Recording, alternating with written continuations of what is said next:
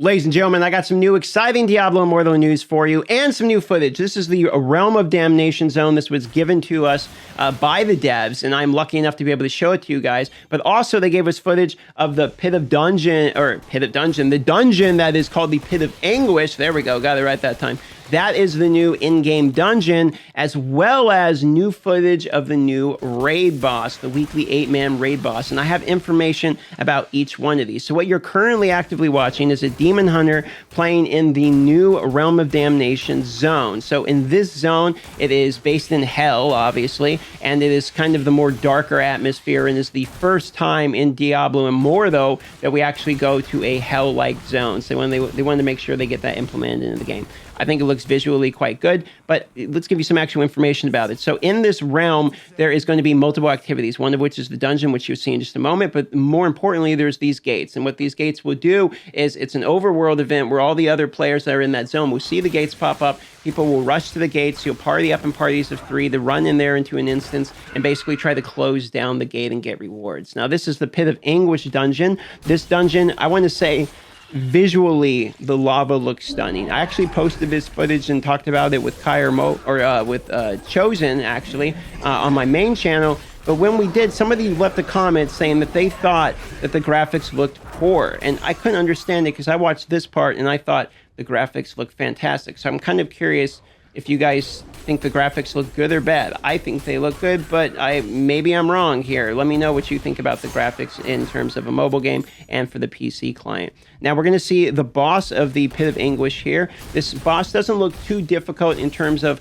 avoiding skill shots. It's got a few moves. It looks like it has a giant rectangle that shoots in front of him. He has a giant circle AoE. There's the rectangle.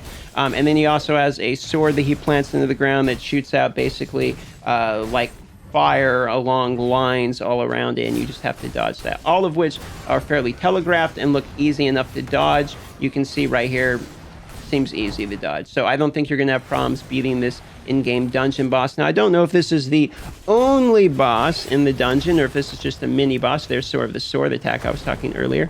So there could be more bosses within this dungeon, but this is the footage that we have available, and it ends after this this boss here. At least this dungeon does, and then we're going to get on to the new weekly raid boss. Now, one thing about the dungeons is that's where you're going to get your set gear, and I know they are retweaking the set item drops in particular.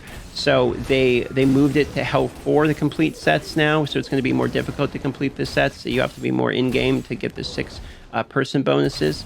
And they might have moved around the items to each dungeon, considering there's a new dungeon coming out. I don't know. They didn't state to us. However, I know for a fact that it's going to require up to Hell 4 now to complete your set bonuses. So expect to play the game all the way to the end of the game, basically, if you want to complete your sets.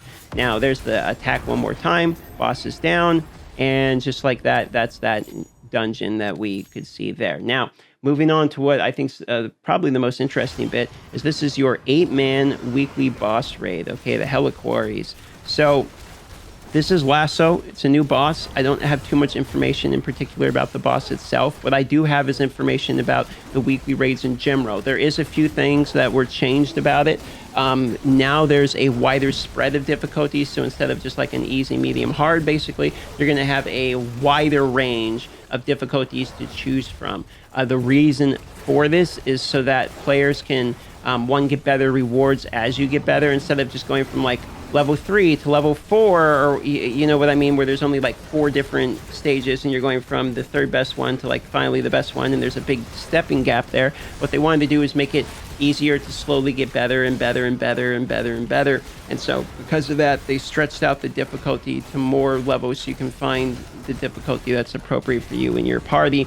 And it'll also be easier for you to find friends and play with friends that are maybe not necessarily at the same power level, because you can find the one that the strongest person can help carry you through still. And I think that that's a good change. Okay, I like that personally. More options tend to be the better thing. But also, more importantly, other than just rambling about that, the best part is they're going to be adding a new boss literally every month. So there's 12 months in a year, right? So in a year, we're getting 12 new raid bosses for the weekly Heliquaries, which pretty good. And I think that these quality seems decent for this new one here. You see the boss fight. It's definitely more of a difficult boss fight than the previous dungeon. These jumps look pretty difficult to avoid, for instance, and he does spam a pretty good amount of them. You can see in a row there.